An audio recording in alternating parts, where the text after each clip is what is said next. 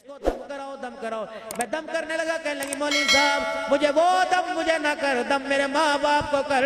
मैं तो सही सलामत हूँ, पता नहीं मेरे माँ बाप को किसकी नजर लग गई।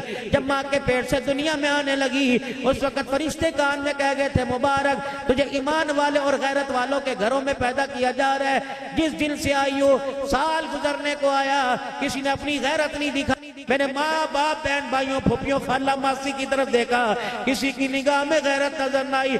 अगर इनकी निगाहों में गैरत होती मुझे अल्लाह की कसम ये नंगा लिबास ही ना पहनाते। लिख लो आज मेरी बात को, 2025 14 जनवरी 2025 है। जिन जन्नत की शहजादियों को, जिन जन्नत की परियों को, तुम्हारी बेटियों जिनको तुमने आज मेरे अजीज और नंगा लिबास पहनाया, आने वाले वक्तों में जब ये अपनी मर्जी से नंगा लिबास पहन के आएंगी, चन्योट शहर के अंदर तुम्हारी गैरतों के जनाजे निकल जाएंगे। फिर ये कहेगी दादा जान को तो बोलने की आदत है, हाँ हाँ हमारी फुप्पी को तो बोलने की आदत है, हमारे मामे को तो बोलने की आदत है, हमारे ताए को तो बोलने की आदत है, इनके बच्चों को नसीब ना हुआ। हाँ जी हमें मिल गया। अब्बू जी वो तो आपसे शुरू से चिढ़ते थे, मेरे अब्बू कहा करते थे तेरा ताया मेरे खिलाफ रहा है, तेरा चाचा मेरे खिलाफ रहा। चनोट के गयूर मुसलमानों, एक और बात आपको नसीहत करके जा रहा हूँ, काम आवेगी। खबरदार अपनी बहनों के अपने भाइयों के गिले अपनी औलाद के आगे ना करना। आने वाले वक्तों में माँ की मोहब्बत, माँ की ममता, बाप की शफकत जोश मारेगी। भाई मिलने के लिए तैयार होंगे लेकिन औलाद दरमियान में पहाड़ बन के खड़ी हो जाएगी। फिर वो कहेगी हमें छोड़ दे, अपने भाइयों को रख।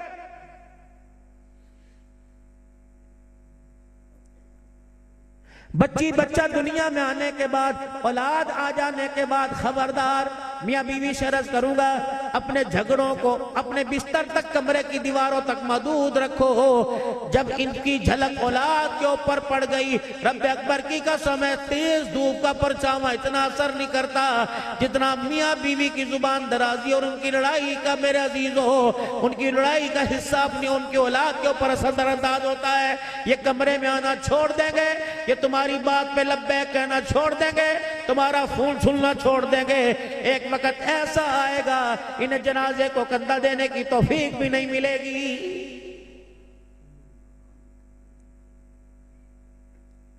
सऊदीया में ये बैठे होंगे, दुबई में ये बैठे होंगे, इंग्लैंड में से मेरे अजीजों $5 भेजेंगे, उनसे कहा जाएगा यार तेन 3 साल हो गए तू गया कौन ही, घर ते किलकिल रहती है, घर में जब घुसो लड़ाई लड़ाई रहती है, मेरा जाने को दिल नहीं करता। वो ओथे मौजा मार रहे, मैं ओथे मौजा मार रहा। नतीजा क्या निकलेगा? चन्योट की हर मस्जिद में जनाजे का ऐलान होगा, अपने पराए जनाजे में आएंगे, सगे बेटे को पाकिस्तान में आने का टिकट ही नहीं मिलेगा।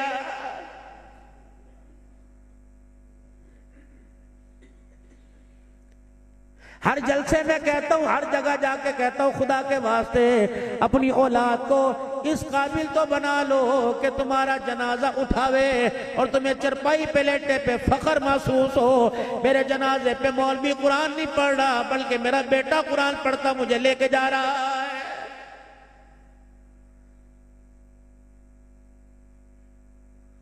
अल्लाह ना करे सबके माँ बाप को अल्लाह सलामत रखे। अगर आज किसी का इंतकाल हो जाता है, सुबह सुबह कागज पेंसिल लेके हजरत यामीन गौर साहब के पास आते हैं, हजरत उमर फारूक साहब के पास आते हैं, मुफ्ती साहब के पास कलाम चा दो, कलाम चा दो, कलाम चा दो। क्या कलाम? भला मेरी तो अकल कामन, मेरी तो अकल बात नहीं करती। सारी रात तहज्जुद में ठंडे पानी से वुजू करके मैं खड़ा हूँ और कुरान मैं पढ़ूं, सवाब तेरे बाप को आप मैं दे दूं, तू आके ले जाए। ये कैसे हो सकता है? कैसे हो सकता है? हाँ हाँ भाई मैं ताजा पढ़ के दूंगा। या नियत कर ली अल्लाह ये जो पारे में पढ़ रहा हूँ कोई किसी का वारिस आएगा मेरे अब्बा को दे दो, मैं दे दूंगा। अगर ना मेरे अजीजों ये 20-20 50-50 कुरान का सवाब लेके फख्र करता है और मैं शर्मा इन 50 कुरान के सवाब के अलावा इनके बगैर 3 मरतबा कुल अल्लाह पढ़ के तू सुनाता। रब अकबर की कसम तेरी तिलावत की बरकत से अल्लाह तेरे बाप को कब्र के कोठड़े से उठाकर जन्नत के महल में पहुंचा देता।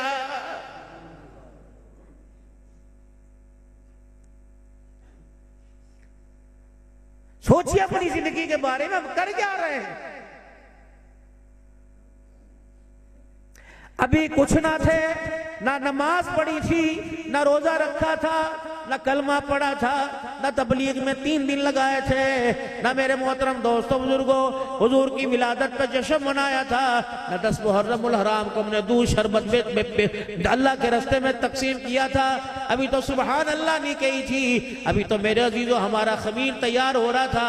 अतजालु फीहा मन युफ्सिदु फीहा व यस्फिकु दिमा, यकीन जानो सब जिनको पहले बनाया उन्होंने हमारे खमीर और मटेरियल को देखा सुना, कहने लगा अल्लाह इन्हें पैदा न करना, ये तेरी जमीन पर फसाद करने में कसर नहीं छोड़ेंगे।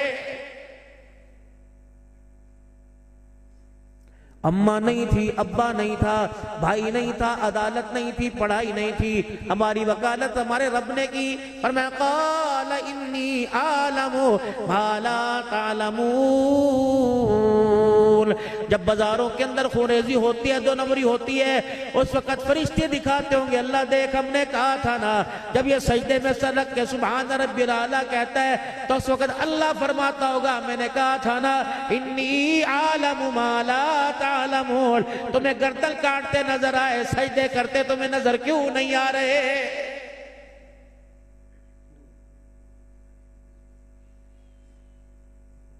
क्या ये नहीं फरमाया था कयामत के दिन दूसरी उम्मतों के सामने मुझे शर्मिंदा ना करवाना।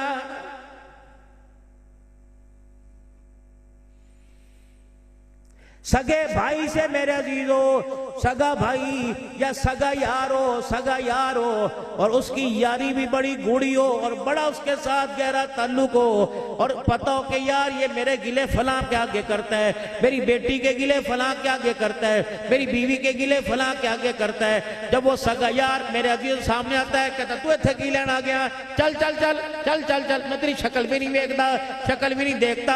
सेम कयामत के दिन ऐसा होगा जिसने रसूलुल्लाह सल्लल्लाहु अलैहि वसल्लम के मुबारक जिंदगी से नफरत की, अल्लाह के नबी के तरीकों को मेरे अजीजों पांव की ठोकर पे रोंद डाला।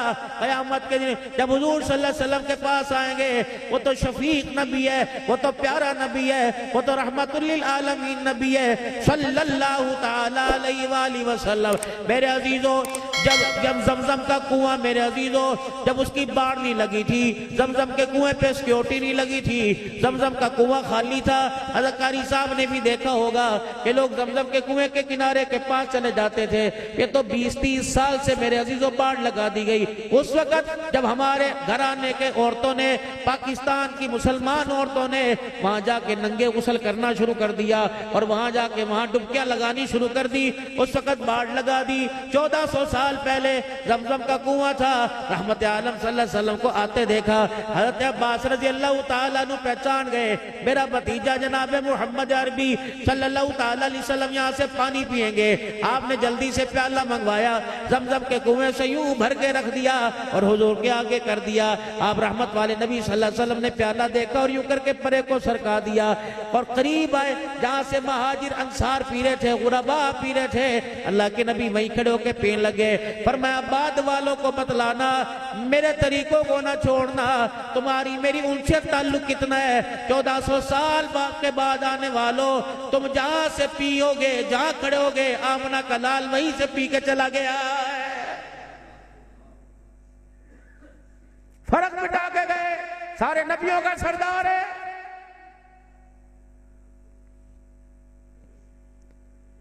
या बाप पानी का गिलास पी के आधा छोड़ देवे, बेटा यूं मुंह पे फेंक के मारता है। सगी बेटी मां के साथ खाने को तैयार नहीं और शौहर बीवी के अंदर भी इस फर्क को बहुत ऊंचा कर दिया गया है। जरासीम जरासीम जरासीम जरासीम, पता नहीं कौन सा जरासीम है।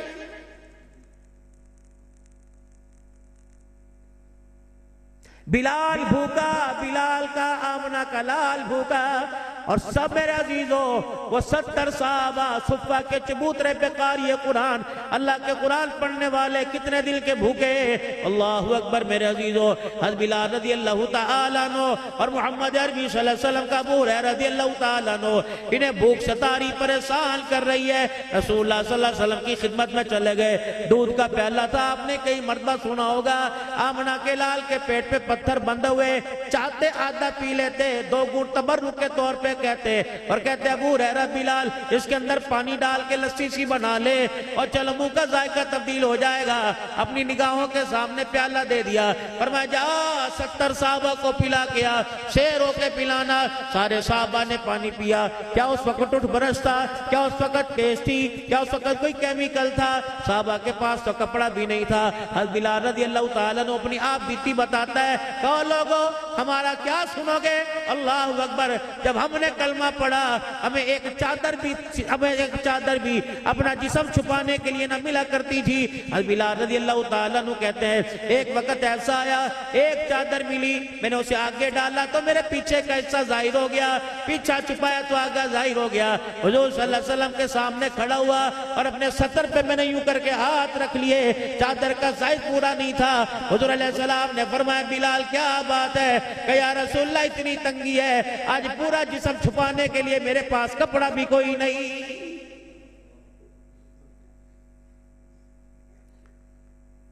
नमाज पढ़ी असर की, बदनी करीम सल्लल्लाहु ताला अलैहि वसल्लम के सहाबी ने, और नमाज पढ़ते ही मस्जिद से जाने लगे।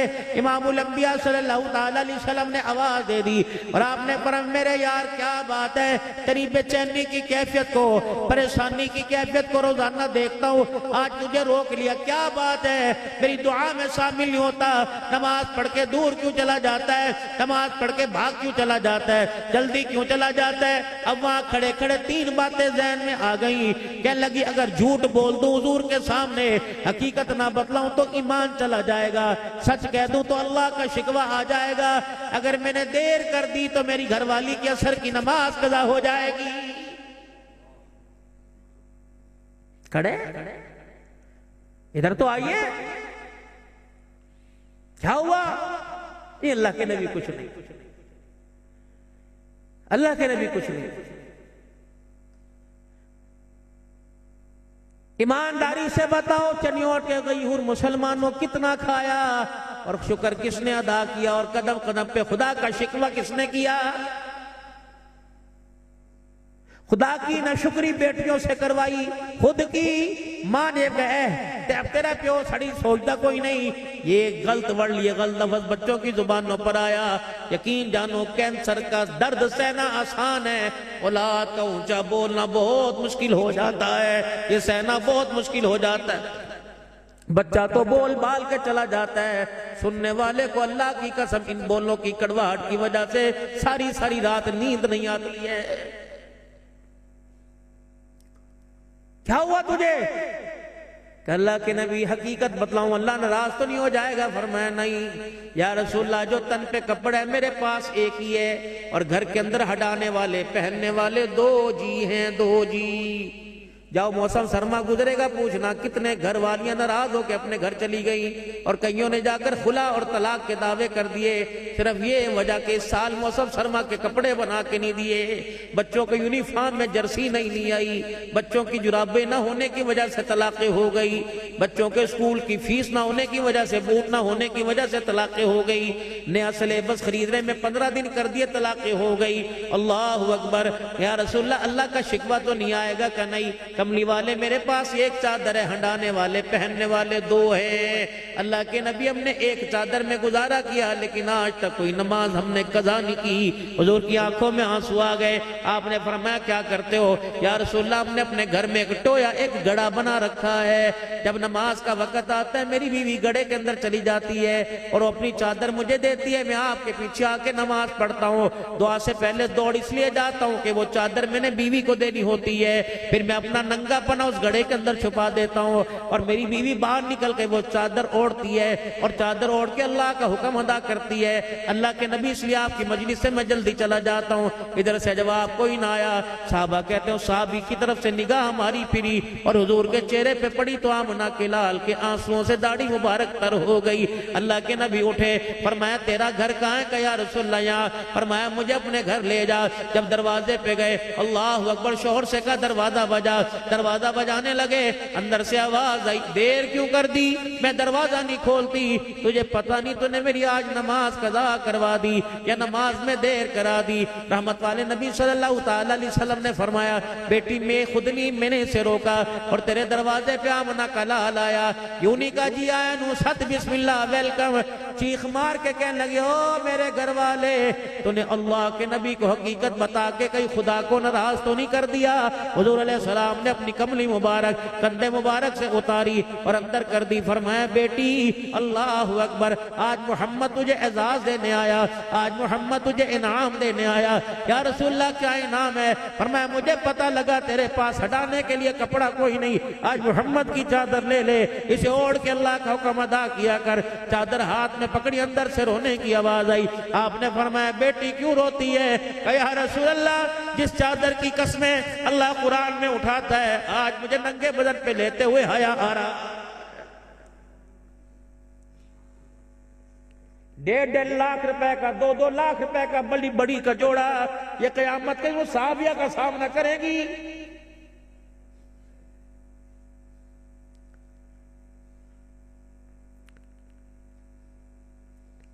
बारात का दूल्हे का जोड़ा 1 लाख रुपए का, जितने इसके मोती हैं बाबू, इससे ज्यादा तुझे हिसाब देना पड़ेगा। मेरे बच्चों, कम अज कम तुम तो हमारा ख्याल करो।